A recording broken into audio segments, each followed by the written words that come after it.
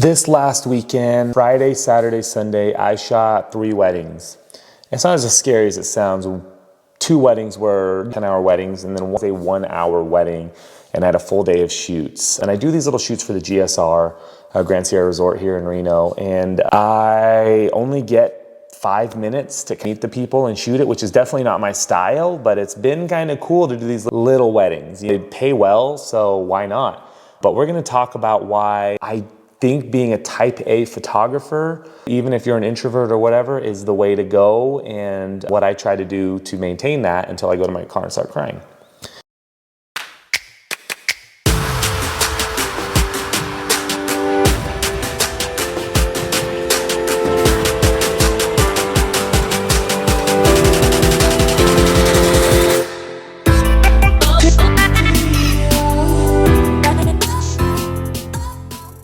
What's going on, guys? Welcome back to the channel. It's Jeremy Lou Photography. Thank you so much for tuning in. Guys, if you're new to the channel, please consider subscribing. If the video helps you, give it a thumbs up and then click that bell for notifications. It'll tell you every time I come on. Is my audio working? It's working. Sorry for that. I'm leaving it in. So guys, here's where we're at today. I just unboxed this Cam Ranger stuff and it's really cool. So I am an introvert by nature. And what that means to me is that I do not draw energy off of people. I give energy to people and I give it until I'm done.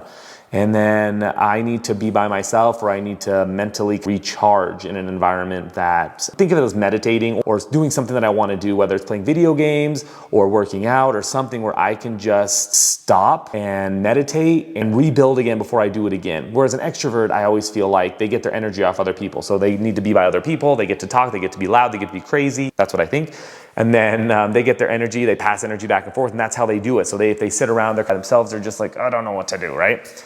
So when I shot this 3rd wedding, this was a wedding at the Grand Sierra Resort. It was supposed to be at 4 o'clock on my schedule. It was at 3. Luckily, they were extremely late. I got there at 3:30 because I get there a half hour early, but then theoretically I was a half hour late. I had to go in and it was a group of, I would say 50 people, and it was a chapel, and they just didn't hire me for the reception part or have a photographer for the reception part. And I had to go in and I had to run the wedding, right? So I had to make sure that people were where they are. I need to make sure people are looking at me, smiling at me, doing directional things. And I noticed that when I have a camera and I get into position in a play, any wedding that I do or any event that I do, the #1 compliment I get is, you took control. I'm so happy you were here. I'm so happy you wrangled the people. And I don't know if I feel like I'm wrangling, but I'm very good at delegating, and I'm very good at knowing what I need to happen and make it happen. And that's what we need to do as photographers. We need to go in with a game plan already.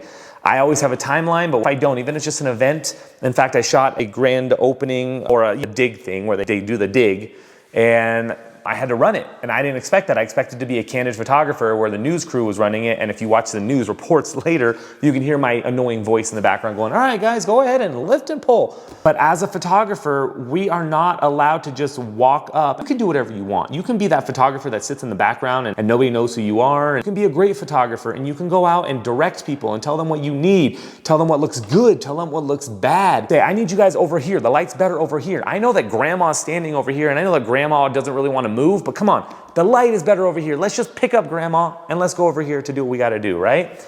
We need to make sure that we are getting the shots, because ultimately when people look back at the photos, they're going to go like, why did the photographer do this? Why didn't they do this? Light was better over there. Why didn't we go over there?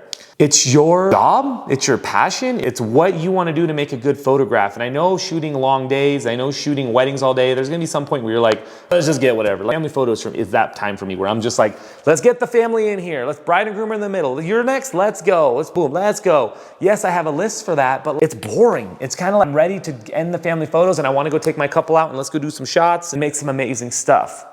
So while you have the camera in your hand, my biggest tip to you is be a type A photographer. Be an extrovert while you have that camera. And then do what I do. Find little gaps in the day where I can just be by myself. I can just sit on my phone for a second, or I can go take a breather. If I'm in Tahoe, I'll literally walk out to the beach and just look at the water and just put my camera down and just sit there and take 3 minutes and just kind of breathe. At the end of the day, I love these weddings where I'm driving 2 hours home, because I sit in the car and my team will sit in the car with me if I have to drive them, and we're just not talking.